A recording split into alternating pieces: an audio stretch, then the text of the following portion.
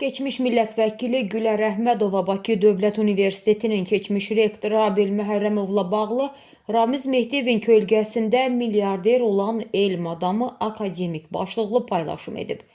O bildirib ki, əslən Amasya rayonundan olan akademik Abil Məhərrəmov, Ramiz müəllim, sizin xidmətinizi böyük qiymətləndiririk. Biz xırda adamlarıq. Sizin xidmətinizi xalq da böyük qiymətləndirir. Bu uğurların həyata keçməsinə siz rəhbərlik etmisiniz deyərək, hələ 2020-ci ildə Ramiz Mehdiyevə yaxın olduğunu onun nəvəsinin toy mərasimində təsdiq etmişdi. Gülər Əhmədov onu da qeyd edib ki, Abelin arxasında Ramiz durmasaydı bu qədər sərvət toplaya bilməzdi. Əhmədova Məhərrəmovun varidatının siyahısını da paylaşımına əlavə edib. Elfar Otel Nabran Ailəvi İstirahət Mərkəzi 200 hektar ərazidə 61 milyon manat dəyərində ölçülən istirahət mərkəzi qızı İzabellanın adına qeydiyyatdan keçib. Mona Lisa Bakıda ən bahalı və məşhur şadlıq sarayıdır. Dəyəri 12 milyon manat civarında ölçülür.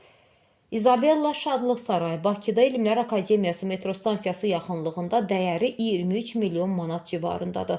Bakıda 11 müxtəlif ərazidə spa idman salonlarından əldə olunan gəlirlər hər birinin dəyəri 4 və 7 milyon manat civarında ölçülür.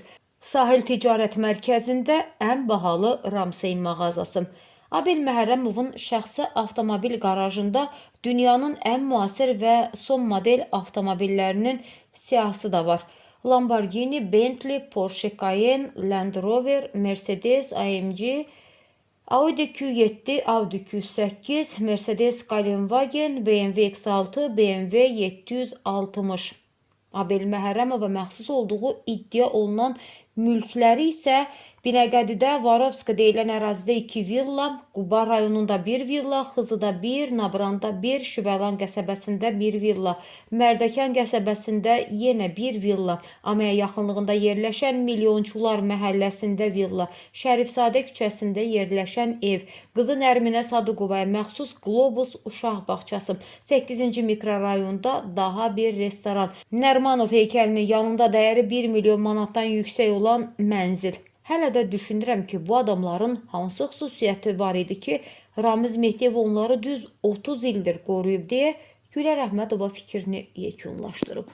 Səsləndirilən iddialarla bağlı qarşı tərəfin də mövqeyini işıqlandırmağa hazırıq.